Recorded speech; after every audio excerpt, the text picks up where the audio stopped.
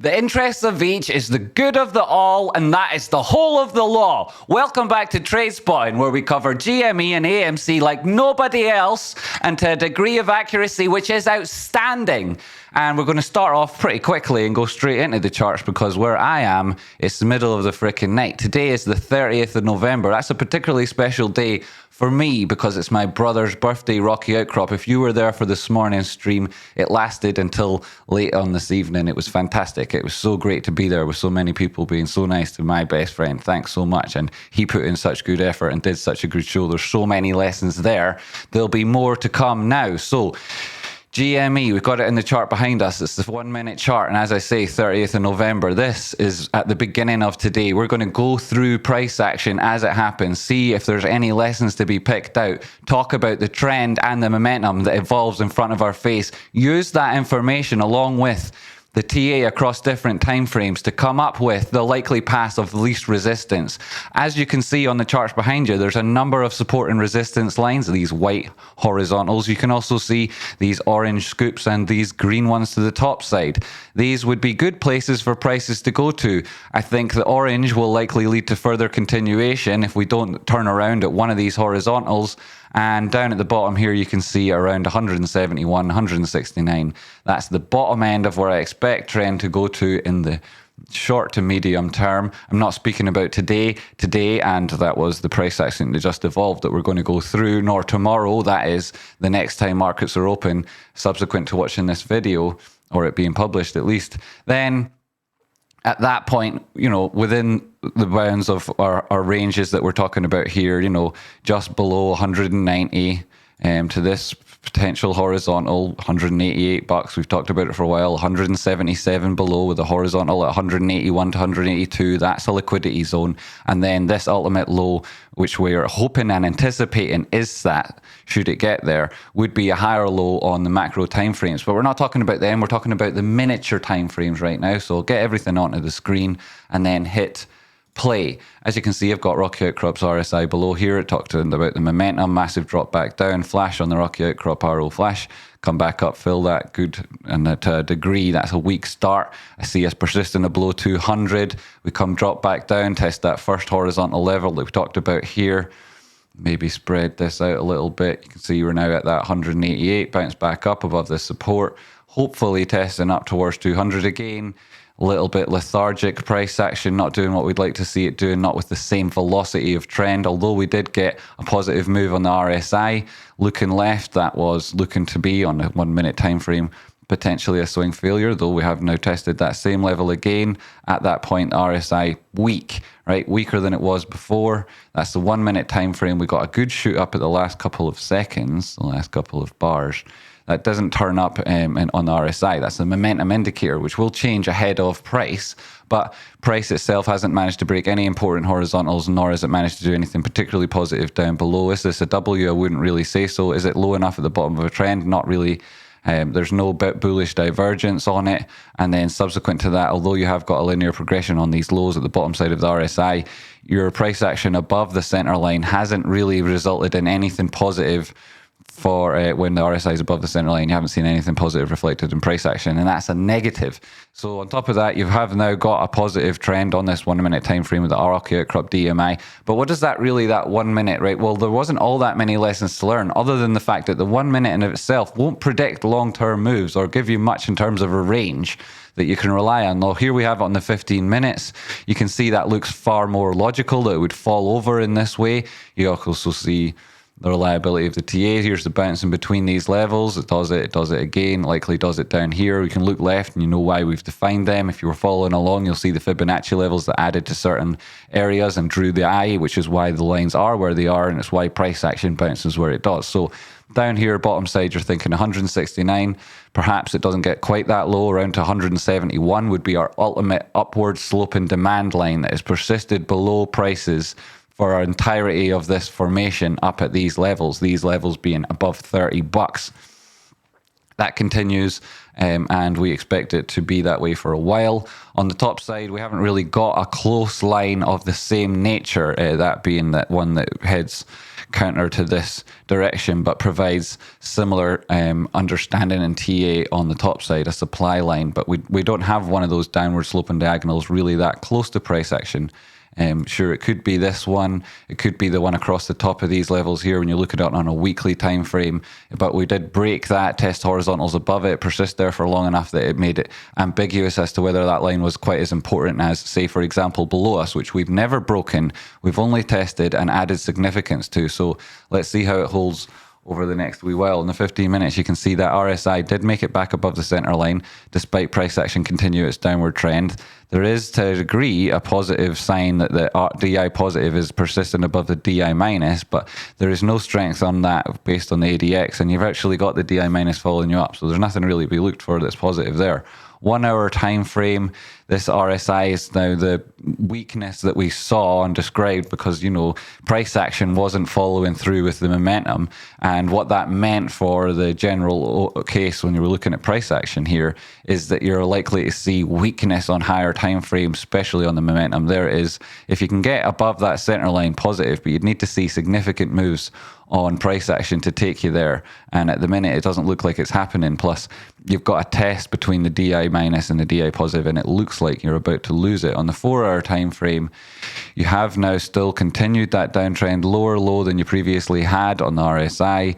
You have that definitive victory for the DI minus, that's the downtrend winning, and you have broke through a horizontal, which is obvious on this time frame, looking left at one touch here, an area pay attention to here, these body closes here, and it's the 618 of the dominant Fibonacci for most of the move that we're being in. So this is a big level. We've dropped below it. We touched this 188 and came back, but not up to any significant degree and not achieving anything that we'd really like to see yet. So 4 hour also not doing what we'd really like to see it doing. On the daily time frame, hide these drawings so you can actually get a different picture of what's going on. This is very much an upward trend.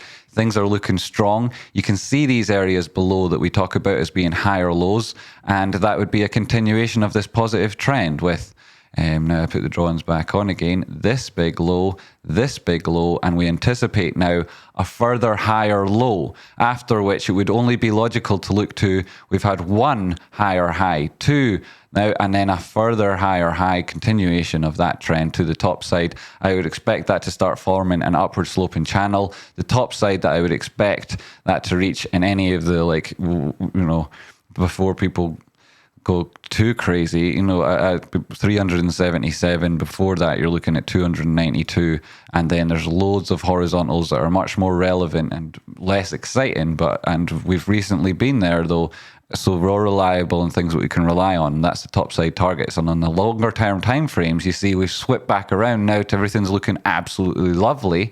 And that's the message that I would put across about GME, looking at these time frames. You know, up at the 3 day, that's even more bullish. On the weekly, similar picture, right? Higher highs, higher lows. Obviously a very positive trend. This is a definitive pennant. It's so very obvious how price action is going to behave. It came into it in positive fashion. It's going to leave it similarly. And that's why we're looking at these lower levels and hoping, should this downtrend go on, then it continues, you know, because those of us who are buying it all the time and don't have any particular reliance on MOAS, but can see that this is going to be a huge company and want as much of it as we can while it's cheap as chips. We're looking for a couple of extra bucks on our buys all the time, right? And so that area, anywhere from now, but I'm looking at 169 to 171 as being the area to enter if you're looking for the best possible buy in the next period of price action. And I don't know if you're going to get many more to the top side after that. If you haven't tuned in here for a while, you probably, or if you haven't heard of Tradespotting before, you might not know how I've predicted these targets and all others for a very long time. When we were around 400, I was telling you it was going to 30, 38, 40 bucks. And I think I said 38, and that would likely be the next low. And when we were at 131, well, when we weren't, we were a lot way above it. I said the same thing. When we were there above again, 151. And here we are now, and I'm talking in advance saying this is the low, and when we get there, we'll likely bounce. And I've talked about the top side targets in between time. We went to 255, ahead of me pointing out that there was this bad muddle on the charts. And I said before that we were going to likely go to 255, but still look to this area at 171. And so this is reliable information. It will help people, though it's not financial advice, and you definitely want to be able to rely on yourself if you're a trader, and not just that, like if you want to make your way through life in a way that's satisfying, you're going to need to rely on yourself. And as such, you don't have to take my word for things, but if you tune in for a while, you likely will do, because it's the truth. Direct fucking line to it. And then we got an AMC, because why not? Start up on a 15-minute time frame. We've got a similar idea here. We've drawn in these support and resistance lines horizontally, and we'll go back in time, as we so like to do, to the start of the 29th of November. No, the end of 29th of November. Last candle, please. 15-minute time frame. Take it down to the 1 minute. And we have this previous low here. And what was that measuring? Take it to our... Can I please have my high? It's already there. Excellent. Don't need you. Thanks, everybody. Actually, so you've got your 236 here. This is the previous low horizontally. Let's drop the 236 on there. And your 618 at the top side of that golden pocket. You've already got horizontal. This is the tiny little time frames and the range we're looking to. And you can see there is a interesting line below here, this one at 36.40. We touched it once. This isn't a horizontal, it's an upward sloping diagonal demand line, but we've been below it a number of times on this lower time frame. We're persistent in it around these lows at the minute, and you'd like to see AMC turn things around sooner rather than later. It closed the day before today, 36 something. This level here, 36.36, as we say, it's an upward sloping demand line. Its significance rests on higher time frames, and so won't be relevant to moves on this particular time frame here. Below that, let's just get more price action on the chart so it's slightly clearer to see. Thanks so much for everybody who's tuning in. Hit the like button, subscribe button if you've not been here before. Thanks so much. Thank you. Then we've got a level here at 34.41, in and around there likely proves to be interesting. I mean, I can't actually get everything back up on the charts and squeeze it all in there for you. Here was this predicted low. I mean, I can drag this across and you can see that that's already happened. If I do scroll down, there's another level at 32.49, and well, I would have to go back up through the time frames now to get more on the charts. I'm not particularly interested in doing that until the subsequent to the daily price action. Let's watch it move and talk about any lessons that show up on the RSI, and then talk about the trend, the momentum, and what that looks like for the future of price action. So here we go. We got a flash on both sides of price action at the start of the day. Not dramatic moves until such times as you put in this gap on the, that was it, that was the end of the 29th, the gap, start of today, already down. It's a 1 minute time frame, but it's also on the daily. Of course, you got that massive move there afterwards, coming back up. Didn't manage to completely fill that gap yet. Not that it's important, like I say, 1 minute. These huge lows breaking through that demand line, coming down to 36.06. That was the low of that point. Broke through that immediately. Managed to fill your gap. Go on again. Desperately low drop there. You come right to this support line that we'd drawn in. Get a little bit a little bit of a breather at that moment. You break it because you weren't able to hold it. It then forms resistance above you, which is a nightmare for price action when the RSI was below the center line. You then attempt again when your RSI has made it above the center line and fail again at the horizontal. That's a nightmare. Everybody understood that. Momentum died. Price action came back down, touched this lower level before we came back up again. There was a pause in price action there. It's like a tiny reason to take profit on a short trade. And the momentum to the downside with this negative trend at the time hadn't really taken over. Now it goes on. You see the strength coming back in to the DI positive. It wins. You touch up again at your horizontal. This line that we drew on before price action had collapsed down here, proven to be so significant, and despite putting in positive signs on these tiny time frames in terms of trend and recovering slightly on your RSI at various points, you weren't able to break through this horizontal line, and that speaks to real weakness, which you would likely see continue.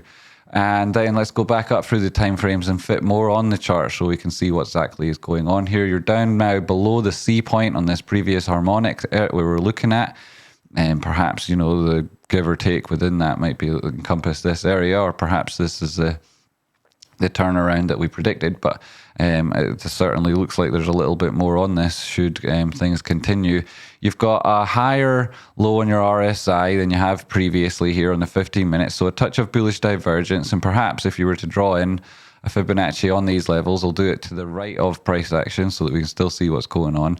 Though it starts at the high and it goes to the low, and we follow it left to right and the trend. So you're below the 236 and this horizontal level that was interesting because of this low and the previous price action beyond there. We can see that it's very relevant, but above the 236 is actually important, and so I'd move this line up. And while it's been interesting today, I think now that we have now understood its significance, the range that is actually important we can see is slightly above, with this being our low. You need to get above here in order to confirm this area as a local low, so that you can say these 2 points on the RSI actually present valid divergence, so that you could then look to moves to the higher targets. Those higher targets would be 39 and 10 cents top side, maybe 39 and 7, and below it you're looking at 38.80, 38.84, that sort of level. That would be a golden pocket retrace, having broken the 236. It would be your downward sloping supply line. It'd be these targets we talked about. It would be horizontal looking left. It'd be 1618 extension of a previous Fibonacci. And to see you getting above there on a move from here without coming back, it does sound a little bit absurd to me. So then I would expect this to be a local high should you get there and again retrace beyond a 236. In the 15 minute, that speaks to potential flux, potential volatility, though you don't see that coming in yet with your ADX positioned where it is. And the RSI, though, potentially does give you that with it failing at the center line in the 15 minutes. What's to say on the higher time frames? On hourly, we can see you're in the bearish control zone. That's crap. You can see you've broken this now. You're putting in now lower lows on those most recent part of price action, where everyone was so very hopeful that this was a bottom. You're now you're breaking that, right? You're breaking that area. You're also destroying this trend of positive higher highs and higher lows, right? That's getting broken on this time frame on the hourly.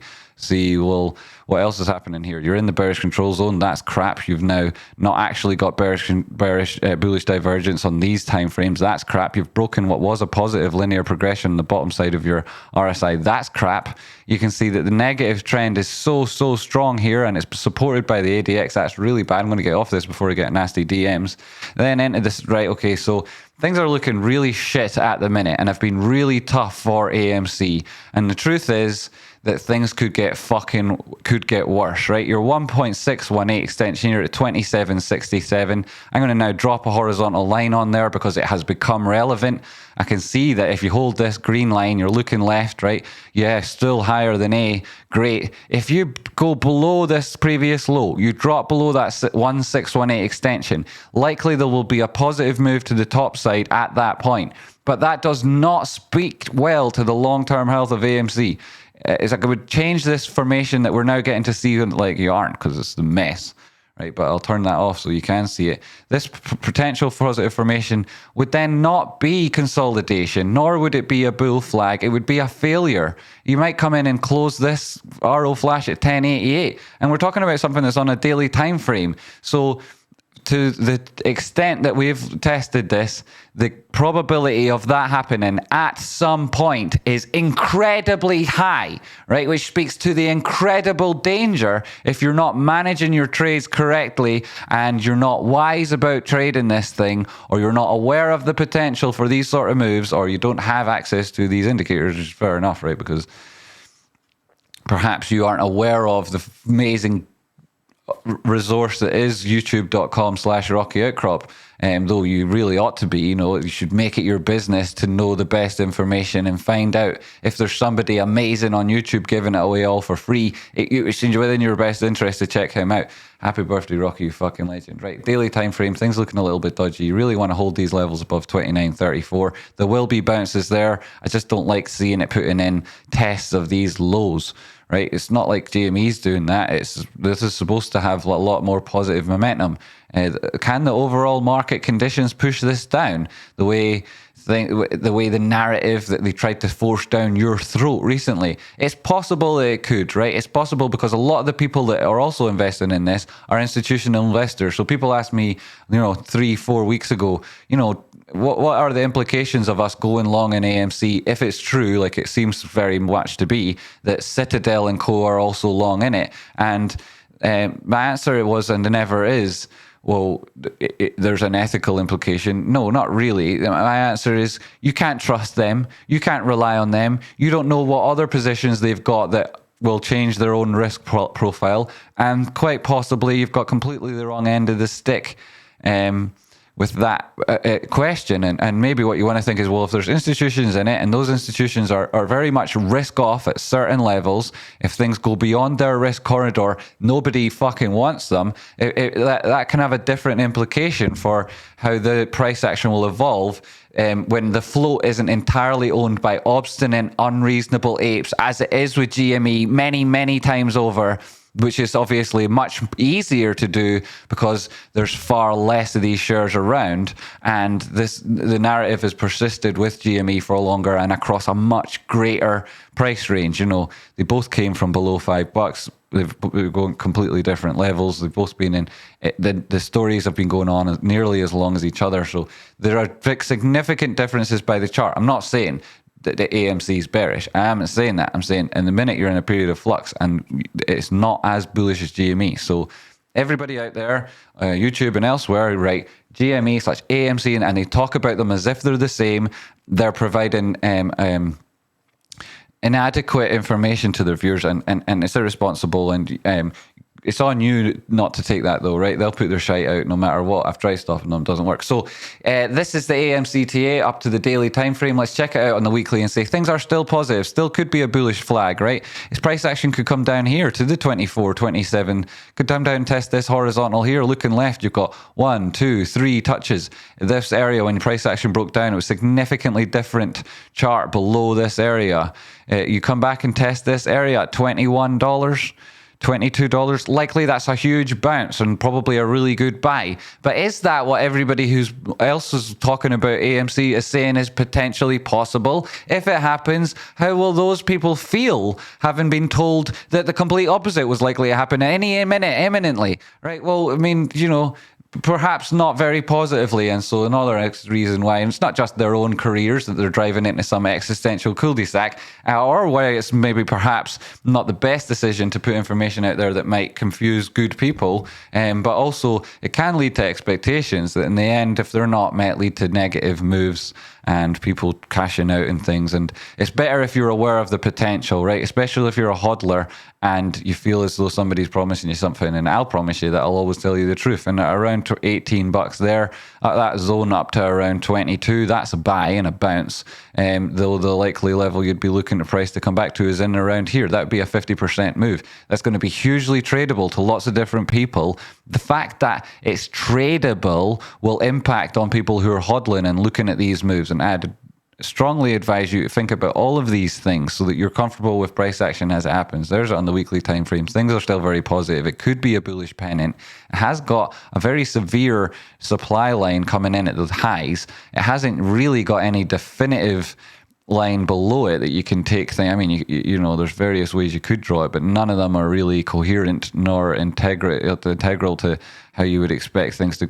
You can't draw this and get 3 touches on it and make it a true support line. You just can't do it. It's not possible. So you might then look to patterns and that, but you can't then again draw in the bottom side of a pennant. You can't really. You'd be looking at a bull flag, and in which case you kind of don't, you know, you will be looking at $24 and change, right? And it's been in that bull flag since 73. Should that evolve and it be a higher low and come in again, then break to the top side, you get up your fucking massive measured move, and it will go back to 72, 73 bucks. Then it'll probably hit around 82, 83. Then top side of that, 88. Then 97. Then 107. Then 137. And those are the moves that it'll go to if it can persist higher. The areas where it might bounce higher here, sure, yeah, it could, but slightly lower in at around 29, 34, that about. If it doesn't manage that, then you're going to 24, and if it doesn't hold that, you'll hit 21. Maybe you drop all the way down 18 because that's the zone.